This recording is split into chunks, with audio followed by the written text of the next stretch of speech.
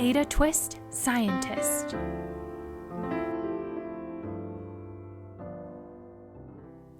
Ada Marie, said not a word till the day she turned 3. She bounced in her crib and looked all around, observing the world, but not making a sound.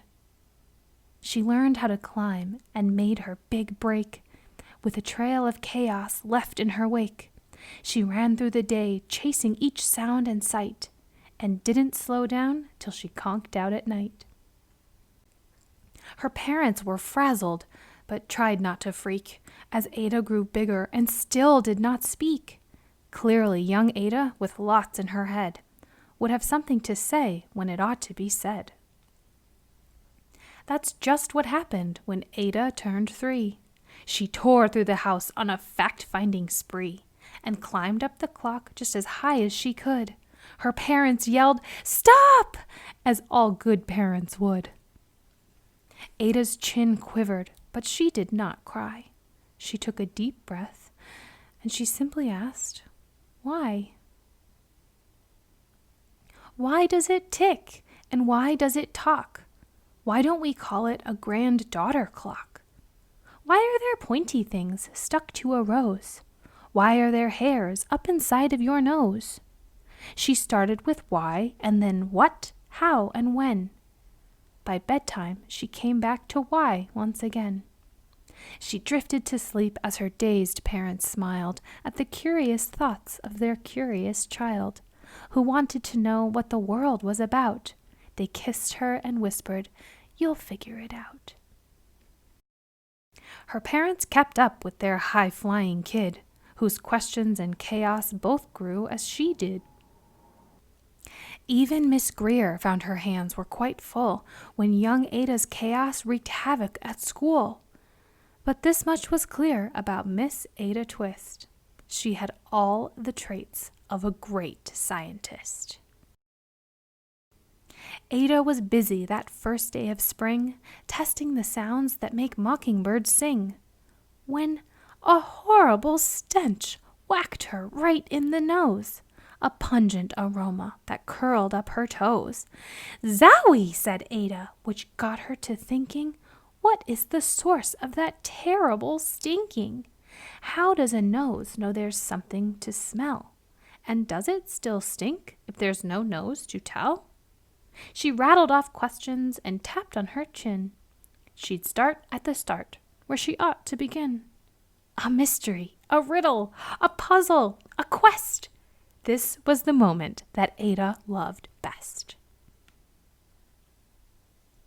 Ada did research to learn all she could of smelling and smells, both the stinky and good. One hypothesis Ada thought could be true. The terrible stink came from Dad's cabbage stew. She tested and tested, but soon Ada knew. It was time to come up with hypothesis 2. Then, zowie! The stink struck again, just like that. Hypothesis 2, it's caused by the cat. The cat couldn't make such a stink on its own. It needed perfume and some fancy cologne. So young Ada tested. The test was a flop. She started again, but her parents yelled, "Stop! Ada Marie, to the thinking chair now by the time we count 3. "Enough," said her mother. "That's it," said her dad. Her parents were frustrated, frazzled, and mad. "Why?" Ada questioned. Her mother said no.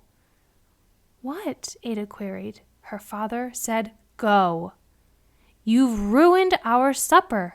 You've made the cat stink. Enough with your questions. Now sit there and think." She looked at her parents. Her heart turned to goo. Poor Ada Twist didn't know what to do. She sat all alone by herself in the hall, and Ada once more could say nothing at all.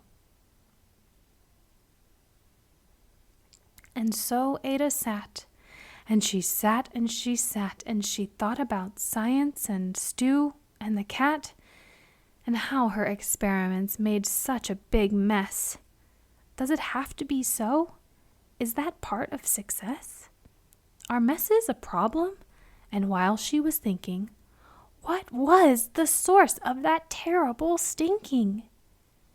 Ada Marie did what scientists do.